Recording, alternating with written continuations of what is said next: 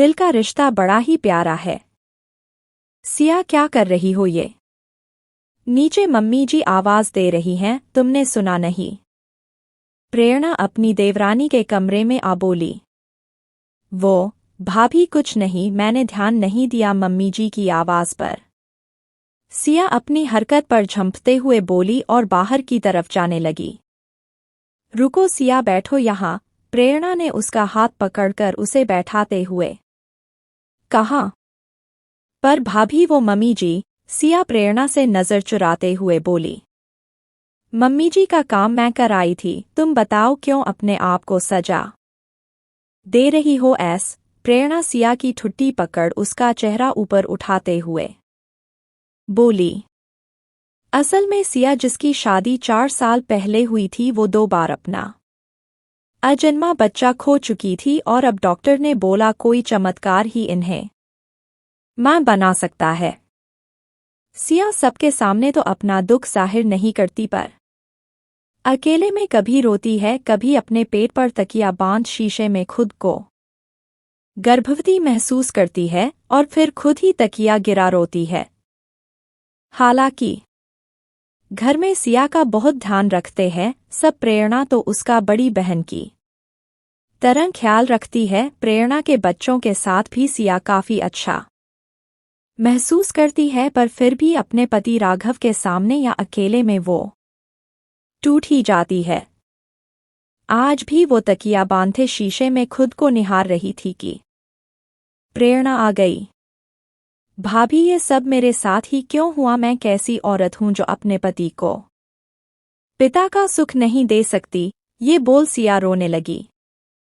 पगली, तू अकेली नहीं, बहुत सी ऐसी औरतें हैं, और तू चिंता मत कर, कोई चमत्कार जरूर होगा और तू मां भी बनेगी, समझी? अब जी छोटा मत कर, चल तुझे थोड़ा घुमा लाती हूं, तुझे अच्छा लगेगा, प्रेरणा बोली।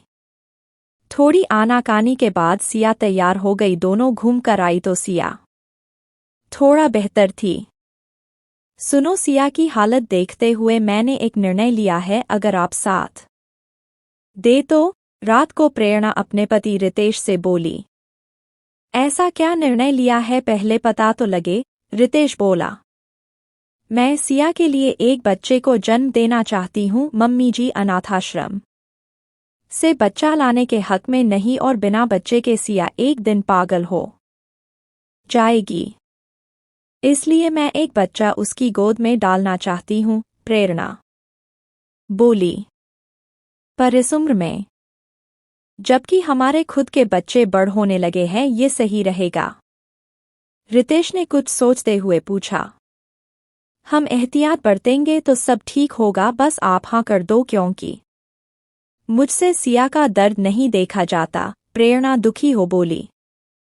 जब तुम इतना नेक काम करना चाहती हो तो मैं भला कैसे मना कर सकता हूं? तुम एक बहुपत्नी, भाभी और मां के रिश्ते में तो बेस्ट थी ही, जेठानी का रिश्ता भी बाखूबी निभा रही हो, रितेश पत्नी को गले लगाकर बोला।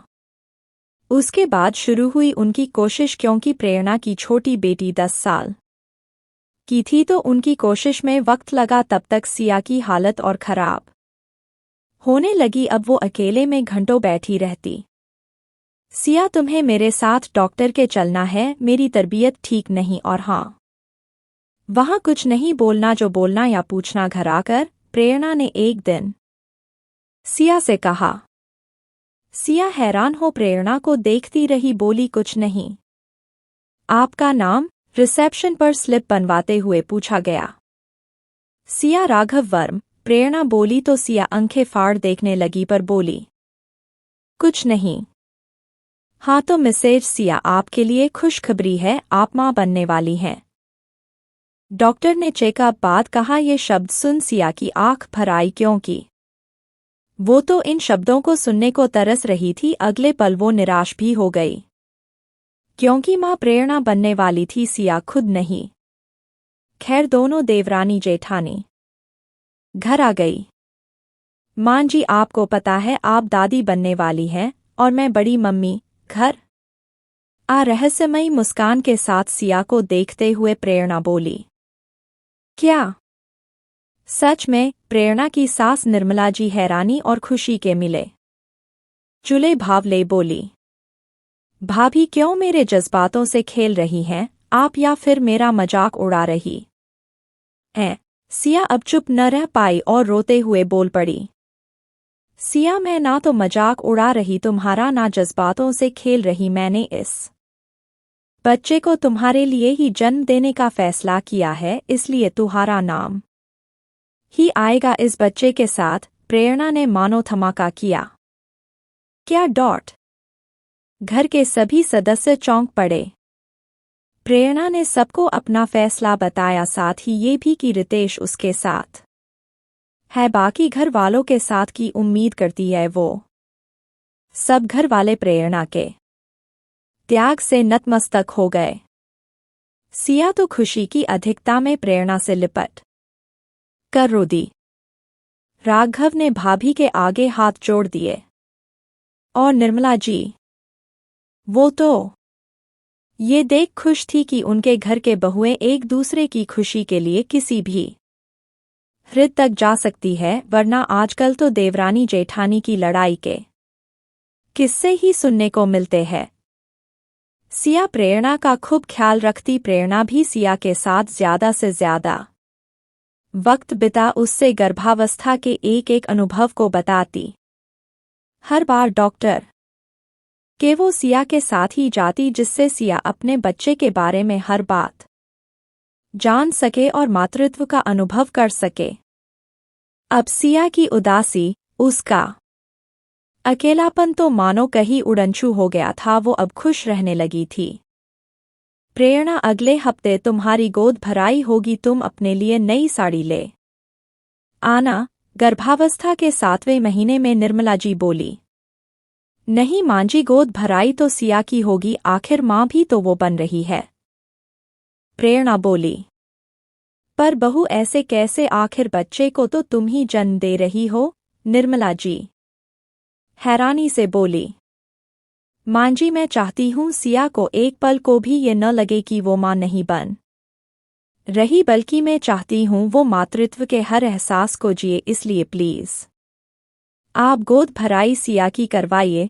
प्रेरणा बोली। सिया आज अपनी जेठानी में एक भगवान देख रही थी, जो उसकी खुशी के लिए न केवल 9 महीने का कष्ट सह रही है, बल्कि हर पल उसे ये एहसास भी करा रही है जैसे वो खुद मां बन रही हो।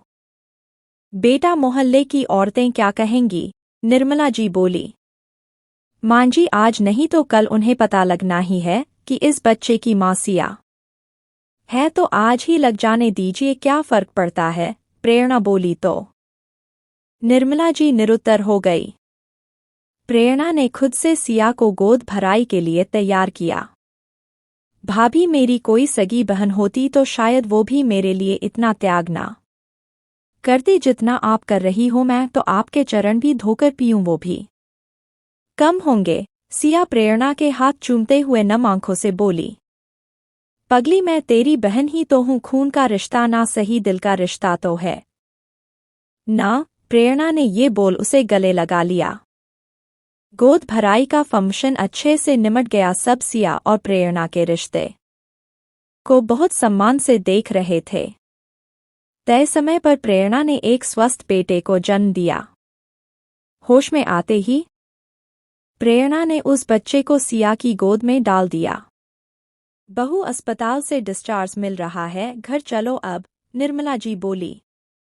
मां जी, मैं यहाँ से अपने मायके जाऊंगी सीधा। प्रेरणा बोली। क्या डॉट, तुम्हें क्या लगता है हम तुम्हारी देखभाल नहीं करेंगे? पर 2 बच्चों की बारी क्या हमने कोई कमी होने दी? निर्मला जी हैरानी से बोली। मां जी, बात को समझिए, सिया की खुशी के लिए यही सही है। वो बच्चे के करीब तभी आएगी, अपने मातृत्व को तभी जी पाएगी जब मैं बच्चे से दूर रहूंगी, वरना उसके मन में एक असुरक्षा की भावना रहेगी। इसलिए मैंने निर्णय लिया है, मैं मायके जाऊंगी। रितेश अपना ट्रांसफर करवा लेंगे, फिर हम दूसरे शहर चले जाएंगे। प्रेरणा बोली। भाभी, आपने ऐसा सोचा भी कैसे कि आपको घर से टूर करके मैं खुश रहूंगी। मेरे मन में कोई असुरक्षा की भावना नहीं है। जो औरत अपनी देवरानी के लिए इतना बड़ा त्याग कर सकती है, वो किसी के मन में क्या असुरक्षा की भावना आने देगी? आपने मुझे माँ बना मुझ पर उपकार किया। अब मुझसे मेरी बहन ना छीनिए। मुझे एक बच्चे को पालना तो आप ही सिखाएंगी ना। इस बच्चे को हम दो माएँ पालेंगी। आप अपने घर से कहीं नहीं जाएंगी। तभी वहां सिया आकर बोली और प्रेरणा के गले लग गई। प्रेरणा की आंखें भीग गई। निर्मला जी दोनों बहुओं की बलियां लेने लगी। जब प्रेरणा को अस्पताल से छुट्टी मिली, सिया उसे घर ले आई और उसका बहुत ख्याल रखती थी। बच्चा भी अब दो माँओं के आंचल तले पलने लगा। हालांकि प्रेरणा उसे ज्यादा से ज्यादा समय सिया को देती थी, यहाँ तक कि उसने बच्चे को दूध की बोतल भी लगानी चाहिए, पर सिया ने उसे यही कहा कि बच्चे से उसका हक मत छीनिए।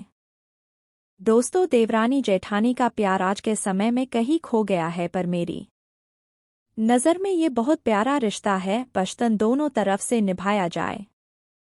ये एक सच्ची कहानी है। आज वो बच्चा बड़ा हो चुका है, उसे अपनी असली माँ का भी पता है, पर फिर भी उसके मन में सिया और प्रेरणा दोनों के लिए बराबर सम्मान है।